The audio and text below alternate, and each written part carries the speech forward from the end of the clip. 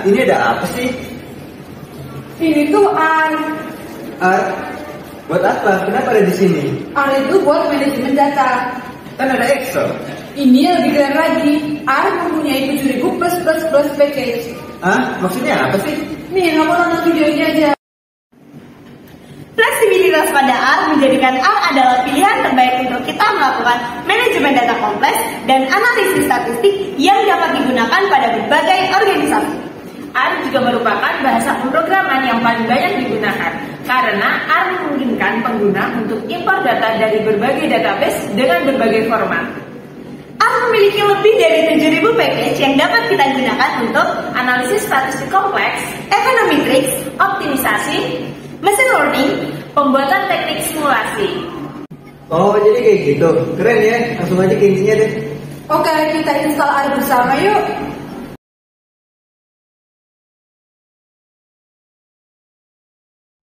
Halo teman-teman semua, mari mendownload R beserta R Studio bersama-sama.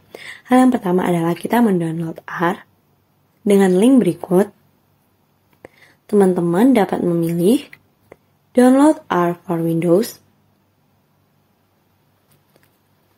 Selanjutnya, install R for the first time.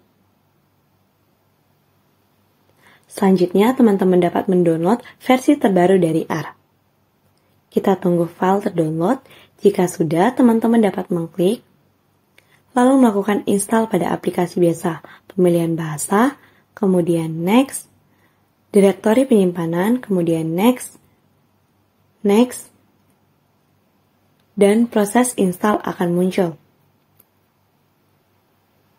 Teman-teman dapat menunggu proses install, dan kemudian kita akan mendownload R Studio untuk pengerjaan yang lebih cepat. R Studio, kita dapat mengklik link R Studio. Lalu kita mendownload R Studio for the desktop. Selanjutnya, teman-teman dapat menginstal R Studio dengan versi terbaru yang ada di internet.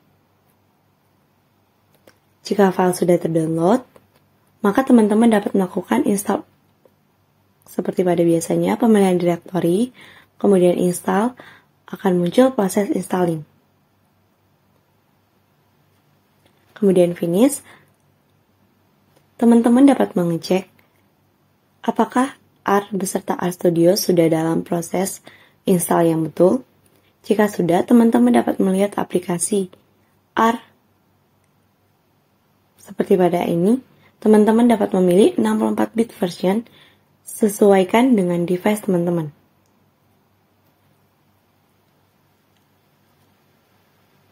Berikut adalah tampilan R.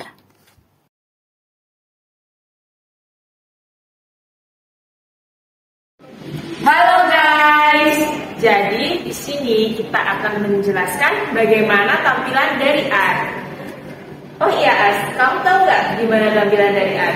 Wah, kalau tampilan dari R yang aku tahu itu terdiri dari 4 bagian. Yang pertama ada R script, yang kedua ada console editor, yang ketiga ada tab workspace and history, dan yang keempat ada tab file, plot, dan help. Nah, kita jelasin satu-satu aja ya. Yang pertama ada bagian script editor. Bagian script editor ini adalah tempat untuk menuliskan kode, instruksi, ataupun komentar.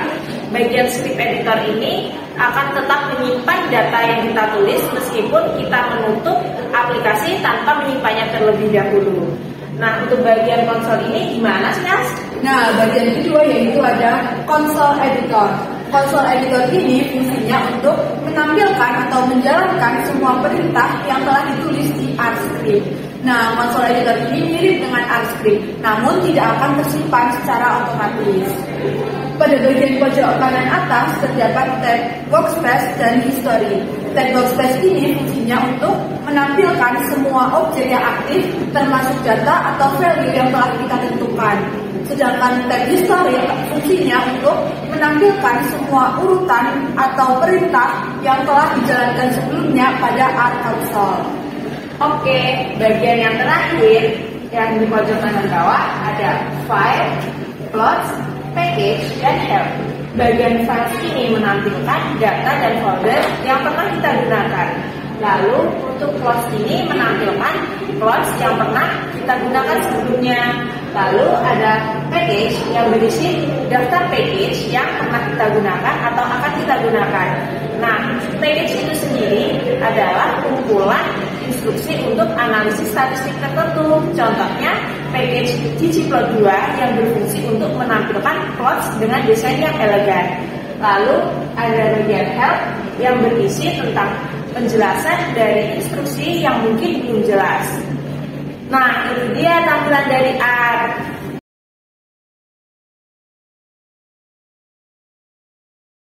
Tipe data dalam pemrograman R ada terdapat 5 jenis tipe. Yang pertama itu adalah tipe karakter, di mana tipe karakter ini akan mengandung abjad dan simbol lainnya yang sama seperti string pada pemrograman lainnya. Yang kedua adalah numerik, di mana tipe numerik ini akan mengandung bilangan desimal. Yang ketiga adalah tipe integer, di mana tipe integer ini akan mengandung bilangan bulat. Yang keempat adalah tipe logikal, di mana tipe logikal ini akan mengandung statement true dan false. Yang kelima adalah tipe kompleks, di mana tipe kompleks ini akan mengandung bilangan imajiner. Selanjutnya adalah tipe data objek. Yang pertama adalah vektor. Vektor adalah kumpulan elemen yang memiliki tipe data yang sama. Kita bisa saja memasukkan dua data atau lebih yang memiliki tipe data yang berbeda ke dalam satu vektor. Namun, R akan mengkonversi elemen-elemen tersebut agar memiliki tipe data yang sama. Mekanisme ini disebut sebagai type conversion. Lalu, bagaimana cara kita membuat vektor? Cara termudah untuk membuat vektor adalah dengan menggunakan fungsi C, seperti ini.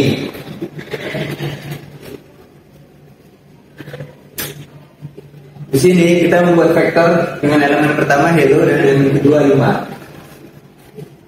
Selanjutnya adalah tipe data object list, di mana tipe data object list ini hampir sama dengan vektor, namun kita dapat memasukkan tipe data yang berbeda di dalam list. Seperti pada ini, kita akan memakai function list yang berisikan satu, yang dimana satu adalah integer dan A adalah karakter. Akan muncul list yang pertama dan list yang kedua. List yang pertama akan berisi satu, list yang kedua akan berisi karakter. Selanjutnya adalah matriks. Matriks adalah kumpulan elemen yang disusun menjadi dua dimensi. Sama seperti vektor, semua elemen di dalam matriks harus memiliki tipe data yang sama. Berikut adalah contoh pembuatan matriks. Di sini kita membuat matriks dengan baris dengan jumlah baris 2 dan jumlah kolom 3. Selanjutnya adalah tipe data object array, di mana tipe data object array ini hampir sama dengan list, namun dia akan membentuk tipe data object yang multidimensi. Pada seperti ini, kita akan memakai fungsi array, kita simpan, akan ada letter, dimensi yang ada 2, 2, 3, yang artinya dimensi 1 berisikan 2, dimensi 2 berisikan 2, dan dimensi 3. Ini ada hasilnya, dimensi 1, 2, dan 3. Sehingga dapat disebut dengan multidimensi. Selanjutnya adalah data frame. Data frame adalah objek untuk menyimpan data tabular. Masing-masing kolom dalam data frame dapat memiliki tipe data yang berbeda. Dan setiap kolom dalam data frame merupakan vektor dengan panjang yang sama. Data frame dibuat dengan fungsi data.frame seperti ini.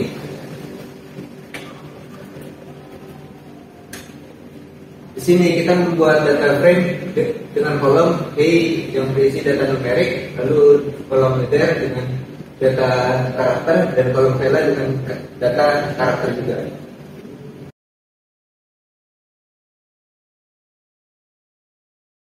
Selanjutnya kita akan membahas tentang operator aritmatika. Operator aritmatika ini terdiri dari penjumlahan, pengurangan, perkalian, pembagian, perpangkatan, dan modulo. Kita coba dari penjumlahan. Kita masukkan angka yang ingin dijumlahkan, lalu kita blok, dan kita run. Hasilnya akan terlihat pada bagian konsol. Selanjutnya kita coba untuk operasi pengurangan. Kita tulis angka yang ingin dikurangkan, lalu kita blok, dan kita run. Hasilnya juga akan muncul pada bagian konsol.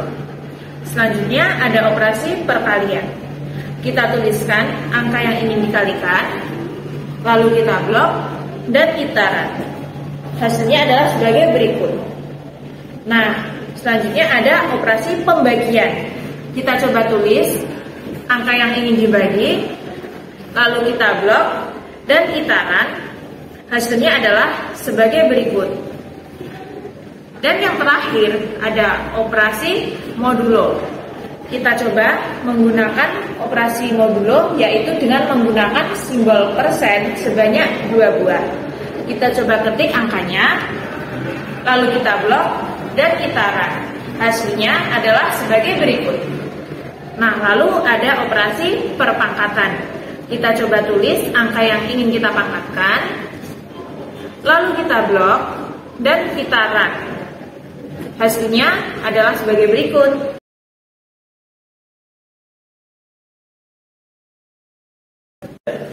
Selanjutnya kita beralih ke operator logika. Operator logika adalah operator yang digunakan untuk membandingkan dua kondisi, yaitu benar atau true dan salah atau false.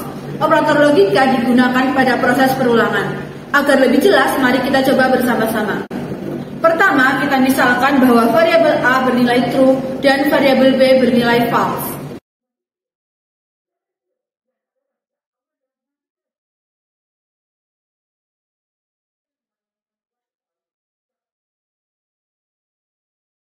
Lalu kita tulis A dan B, lalu di run, maka outputnya adalah false. Karena dua atau lebih kondisi yang menggunakan operator dan akan bernilai true jika seluruh kondisinya benar semua atau salah semua. Kemudian ada operator OR yang disimbolkan dengan garis vertikal. Misalkan kita coba A atau B, maka hasilnya adalah true. Karena operator OR dapat bernilai true jika minimal salah satu variabel bernilai true atau semuanya juga true. Lalu ada operator negasi. Misal kita ketik tanda seru A, maka hasilnya akan false karena negasi dari true adalah false. Selanjutnya ada operator sama dengan atau equal yang disimbolkan dengan tanda sama dengan sebanyak 2 kali. Hasil operasi ini akan bernilai true jika kedua nilai bernilai benar semua atau salah semua. Sehingga kalau kita coba A sama dengan 2 kali B, maka outputnya akan false. Operator berikutnya adalah lebih dari sama dengan, kurang dari, dan kurang dari sama dengan. Nah, di sini kita bisa misalkan variabel A bernilai 5 dan variabel B bernilai 3.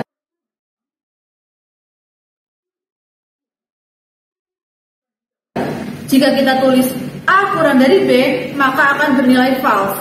Dan jika kita tulis A lebih dari B, maka akan bernilai true. Untuk A kurang dari B akan bernilai false, dan A lebih dari sama dengan B akan bernilai true.